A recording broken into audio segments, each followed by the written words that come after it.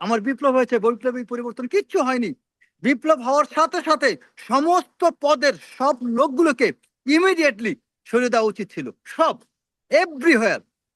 তা হয়নি, বরং কি হয়েছে, বিভিন্ন পদে তদবির করে বিভিন্ন কর্মকর্তারা সেই জায়গা দখল করে তারা এখন আপনার এই সমন্বয়কদের থেকে শুরু করে বিভিন্ন রাজনৈতিক দলদেরকে, যেমন ধরেন সরকারি পদে অধিষ্ঠিত কিছু কর্মকর্তারা তারা বিএনপির সাথে খাতির করা শুরু করেছেন, জামাতের সাথে খাতির করা শুরু করেছেন, তাদের হাতে পায়ে ধরে এই তাদেরকে তদবির করে ওই জায়গাটা তিনি অধিষ্ঠিত আছেন। প্রথমত হাসনাতের অনেকগুলো কথার সাথে আমি একমত পোষণ করি। অত্যন্ত চমৎকার একটি কথা হাসনাত বলছে, যে কথাটাকে আমি একটু রিপিট না করলে হবে না। কিছু বিষয় হচ্ছে কি, আমি আজকেও অন্যতম কয়েকজন সমন্বয়কের সাথে কথা বলছিলাম। আমি জাস্ট আলোচনা সাপেক্ষে একটা কথা বলছিলাম যে যদি এই অভ্যুত্থানটা ব্যর্থ হতো তাহলে সবচেয়ে বেশি ভিকটিম কারা হতো। আমি যদি আমার কথাই বলি, আমার মনে হয় আমাকে দেশ ছাড়তে হতো। আপনার কথা যদি বলি, কারণ আমি আপনাকে যতটুকু জানি আপনার মিডিয়া, আপনি একদম শুরু থেকে, if I am not wrong, খুব সম্ভবত আমরা সাগর ভাই 2020 সাল থেকে একটানা মিডিয়ায় কথা বলে আসছি, এই আপনার প্ল্যাটফর্মটাই। এবং আপনার প্ল্যাটফর্মে আপনি নিজে আমাকে বলছেন রেজা ভাই কেউ আসতে চায় না কেন, রিমেম্বার রেজা ভাই অনেকটা ডাকি না, কেউ আসতে চায় না, আপনি একটু জয়েন করেন। সেই 2019-এর কথা বলছি আমি। তো এই আপনি নিজেও জানেন, এবং এই আপনিও তখন বলেছেন এই বাংলাদেশে মনে হয় আর কোনোদিন আসতে পারবো না। তো সেই এইভাবে চিন্তা করতে হবে, সবচেয়ে বড় ভিকটিম হতো কারা, এই হাসনাতদের গ্রুপ। তো যেই ব্যক্তিগুলো সবচেয়ে ভিকটিম হতো, যাদের কারণে যারা পুনরায় ক্ষমতায় আসলে সেই ব্যক্তি, সেই ফ্যাসিস্ট, তাদের বিরুদ্ধে আমাদের ভূমিকাটা কি, তাদের বিরুদ্ধে এখন পর্যন্ত আমরা ভূমিকা নিতে পারিনি। আচ্ছা, এখন আপনার প্রশ্নের উত্তরে আমি আসি। একটা বিষয় কি সাগর ভাই, খুব সিম্পল একটা বিষয়, এই মুহূর্তে যদি হাসনাতরা রাজনৈতিক দল গঠন করুক না করুক, আওয়ামী লীগ বিএনপি ক্ষমতা আসুক বা না আসুক, যেই ক্ষমতা আসুক, আমাদের বিভিন্ন পদে ব্যক্তি বসানো পরিবর্তনের চেয়ে বেশি জরুরি আমাদের সিস্টেমের পরিবর্তন। আপনি যখন সিস্টেমের পরিবর্তন করবেন, ওই সিস্টেমে যেই কর্মকর্তাই বসুক, যেই আসুক, ওই সিস্টেম তাকে লাইন, সঠিক লাইনে ফিরে আনবে।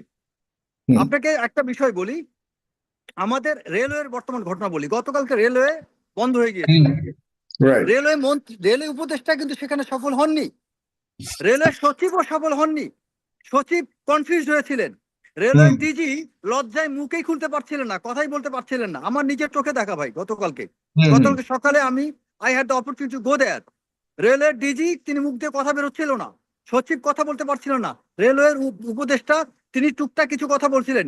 সেখানে কিন্তু অন্যতম ভূমিকা রেখেছিলেন কয়েকজন সমন্বয়ক।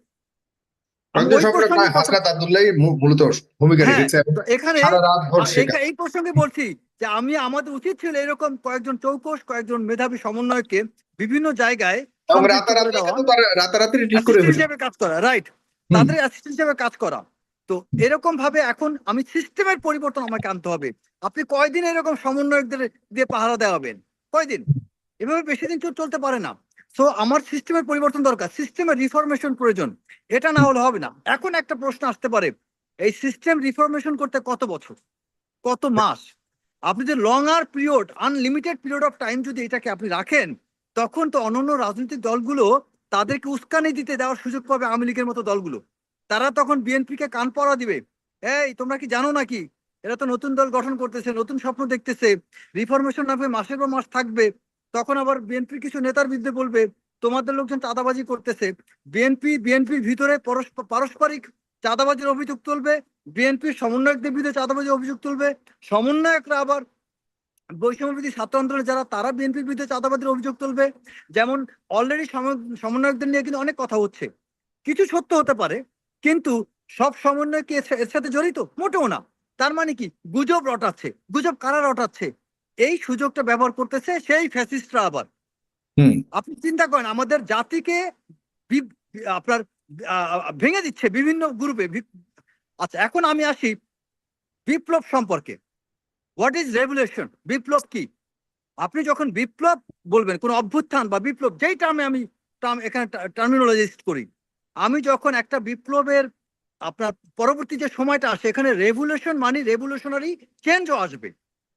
আপনার রেভলিউশন হয়েছে, আপনি রেভলিউশনারি চেঞ্জ পেয়েছেন, বৈপ্লবিক বিপ্লব হয়েছে, কিন্তু বৈপ্লবিক পরিবর্তন হয়েছে। বৈপ্লবিক পরিবর্তন পরিবর্তন বলতে কি বোঝায়? বৈপ্লবিক পরিবর্তন করতে গেলে শুধুমাত্র বিক্ষোভটাই হয়েছে, প্রতিটা, এর আর কোনো রাইট, ধরনের কিছু দেখছি না। হ্যাঁ, প্রতিটা জায়গায় এখানে রাজনৈতিক দল থেকে শুরু করে আমাদের অনেকগুলো জায়গায় পরিবর্তন আসবে। কোনো পরিবর্তন হয় নাই। আমার বিপ্লব হয়েছে, বৈপ্লবিক পরিবর্তন কিচ্ছু হয়নি। বিপ্লব হওয়ার সাথে সাথে সমস্ত পদের সব লোকগুলোকে ইমিডিয়েটলি সরিয়ে দেওয়া উচিত ছিল, সব, এভরিহোয়ার। তা হুম, হয়নি। বরং কি হয়েছে, বিভিন্ন পদে তদবির করে বিভিন্ন কর্মকর্তারা সেই জায়গা দখল করে তারা এখন আপনার এই সমন্বয়কদের থেকে শুরু করে বিভিন্ন রাজনৈতিক দলদেরকে, যেমন ধরেন সরকারি পদে অধিষ্ঠিত কিছু কর্মকর্তারা তারা বিএনপির সাথে খাতির করা শুরু করেছেন, জামাতের সাথে খাতির করা শুরু করেছেন, তাদের হাতে পায়ে ধরে এই তাদেরকে তদবির করে ওই জায়গাটা তিনি অধিষ্ঠিত আছেন। কিন্তু অ্যাকচুয়ালি এই লোক তো করাপ্টেড। আমি অনেক হুম, ক্ষেত্রে বলে থাকি যে, সরি, আমি একটা জায়গায় বসে একটা রেস্টুরেন্টে বসে কথা বলছি, তো লাইটটা বন্ধ করে দিয়েছে। হুম, হুম, আপনার শেষ লাইটটা কি করছি। অফ? কিছুক্ষণের জন্য অন করতে পারবেন কাইন্ডলি? হ্যাঁ, হ্যাঁ, একটু অন করে দেন। হ্যাঁ। তো আপনারা সেখানে চিন্তা করেন যে এই জিনিসগুলো আপনি দেখেন যে বিভিন্ন এইসব কর্মকর্তারা তারা আজকে লিয়াজও করে ওই জায়গায় অবস্থানে থেকে তারা ষড়যন্ত্রে লিপ্ত। তারা আজকে ওই জায়গায় বসে ওই বিএনপি নেতাকে বা ওই জামাতের নেতাকে বলছেন যে ভাই আপনারা কি করবেন, এখানে তো সমন্বয়ক তো সবকিছু করতেছে, তারাই তো আমাদেরকে এখানে থাকতে দিচ্ছে না। আসলে হুম, সমস্যা তো ওইটা না, ওই ব্যক্তি হচ্ছেন করাপ্টেড। আবার বিএনপি নেতাদেরকে বলছে, সমন্বয়কদেরকে বলছে আমরা কিভাবে কাজ করব, বিএনপি নেতারা তো আমাদের কাজ হুম, করতে দিচ্ছেন। তার মানে কি, এই যে এই কর্মকর্তারা আজকে আমাদের মধ্যে একটা বিভেদ তৈরি করে দিচ্ছে। আমাদের এই right, বিভেদ হওয়া যাবে না, আমাদের একত্রিত থেকে আমাদেরকে বুঝতে হবে আমাদের একটাই শত্রু, বাকি সবাই আমরা ঐক্যবদ্ধ। আমরা 5ই আগস্টের পূর্বে যেমন ঐক্যবদ্ধ ছিলাম, আমাদের ঠিক তেমনি ঐক্যবদ্ধ হতে হবে। জি, একদম। হাসনাত খুব সুন্দর একটা কথা বলছে, আপনার মাথায় হাত দিয়ে আমাদেরকে ডাকুন, আমাদেরকে সাজেশন দিন, আমাদেরকে পরামর্শ দিন। আমাদের আসলে ওইটা দরকার, আমাদের মাথায় হাত দিয়ে কথা বলা দরকার এখন। ঠিক, আমরা আমরা কনস্ট্রাকটিভ সাজেশন দেই, আমরা গঠনমূলক সমালোচনা করি, আমাদের শত্রুতা অ্যানোমিসিটি এটা দূর করতে হবে। Thank you. ঠিক। ধন্যবাদ আপনাকে হাসান আব্দুল্লাহ। আপনি আপনার কথা শুনে এরপর আপনাকে আমি বিদায় দিব। আপনাদের বিরুদ্ধে যেসব অভিযোগগুলি আসছে সেই ব্যাপারে আপনাদের অবস্থান কি, এগুলোকে স্পষ্ট করবো। আর বিশেষ করে যে আওয়ামী লীগের ঢাকা হরতাল অবরোধ থেকে শুরু করে এই আগামী কয়েকদিনের মধ্যে, মানে ফেব্রুয়ারি বলতে তো আজকে কালকেই ফেব্রুয়ারি শুরু হবে, কাল পরশু, আহ, তাদের ব্যাপারে আপনাদের অবস্থান কি? এক নম্বর বিষয় হচ্ছে আমাদের বিরুদ্ধে অভিযোগ আসছে কি অভিযোগ আসছে প্রথমত হচ্ছে আহ তদবিরের অভিযোগ আসছে, তারপরে হচ্ছে যে আমাদের লাইফস্টাইল নিয়ে অভিযোগ আসছে, তারপরে হচ্ছে সবচেয়ে বড় কথা হলো নারী- আপনার ক্ষমতার এই সরকারের সুযোগ নিয়ে আপনারা নিজেরা রাজনৈতিক দল গঠন করছেন এবং আপনারা মাইনাস করবারও চিন্তা ভাবনা করছেন। আপনারা মাইনাস করেছেন আওয়ামী লীগকে, এখন আপনারা হয়তো বিএনপি কে বা জামাত ইসলামকেও মাইনাস করবার একটা চিন্তা ভাবনা আছেন, এবং আওয়ামী লীগের ভোট টোট নিয়ে আপনার ক্ষমতা যাওয়ার একটা বড় ধরনের স্বপ্ন দেখছেন। আচ্ছা আমি একটু প্রশ্ন করতে চাই, সেটা হচ্ছে যে মানে যারা যারা ভাবছে যে আওয়ামী লীগকে মাইনাস করা হয়েছে, আওয়ামী লীগকে কি মাইনাস আমরা করেছি? মানে সবাই মিলেই তো আওয়ামী লীগকে মাইনাস করেছে। যারা জনগণ বিবর্জিত একটা দল, জনগণ বিবর্জিত একটা দল মাইনাস হবে, এটা খুব স্বাভাবিক। কিন্তু অন্য দলে এতে ভয় পাওয়ার কি আছে? অন্য দল তো জনগণ বিবর্জিত না। তাহলে সুতরাং এখানে মাইনাসের কথা আসছে কেন? অন্য দল কি হত্যার সাথে জড়িত? অন্য দল কি হচ্ছে মানে ভোট চুরি করেছে? অন্য দল কি মিডনাইট ইলেকশন প্রচলিত করেছে? ডামি ইলেকশনের এই টার্মের সাথে মানুষকে পরিচিত করিয়েছে? যদি না করিয়ে থাকে, যারা গণতন্ত্রকামী দল, ফেসিবাদ বিরোধী যে রাজনৈতিক দলগুলো ছিল, এই রাজনৈতিক দলগুলো এই বাংলাদেশে অবশ্যই অবশ্যই প্রাসঙ্গিক।